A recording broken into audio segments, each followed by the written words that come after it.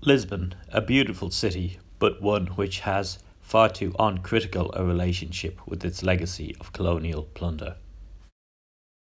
The so-called monument of the explorations, for instance, is in fact a cast of villains, the villains who went to the Indian Ocean, plundered it, started sectarian religious warfare, and ended a system of relatively free trade and prosperity that had existed for some considerable time.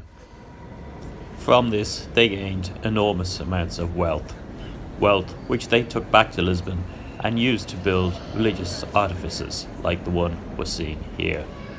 The monastery of Jerome, literally built out of decades of warfare, slavery, and plunder in the Indies. Likewise, the Tower of Balaam. Just how many people had to die so that us as tourists, hundreds of years later, could admire this particular piece of architecture? What does it say, in fact, that those who made vast profits out of this enterprise had this need to pour that wealth into these sort of gaudy religious artifacts? Even if some of the buildings they left us to explore today are quite breathtakingly beautiful in their grandeur.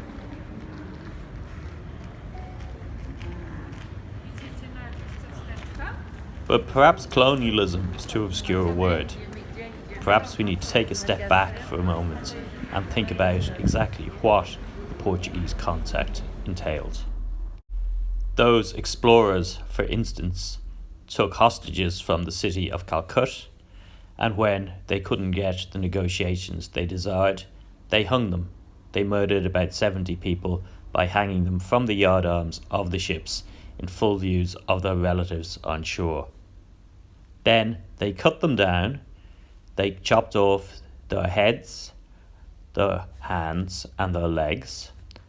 They filled a rowing boat with these, and they sent this to the shore, explaining that if the city wanted peace, they were going to have to pay for the gunpowder that had already been used to attack the city.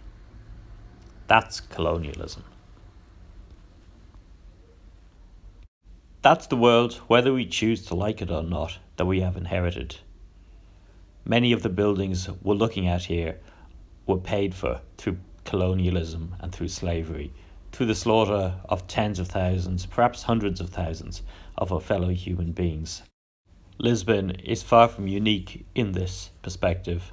In fact, it's a pretty common story across Europe, particularly of Europe's finest cities, like London, like Bristol, like Amsterdam. That's what they were built on. It's really not something that should be celebrated. It's really something that should be fought against.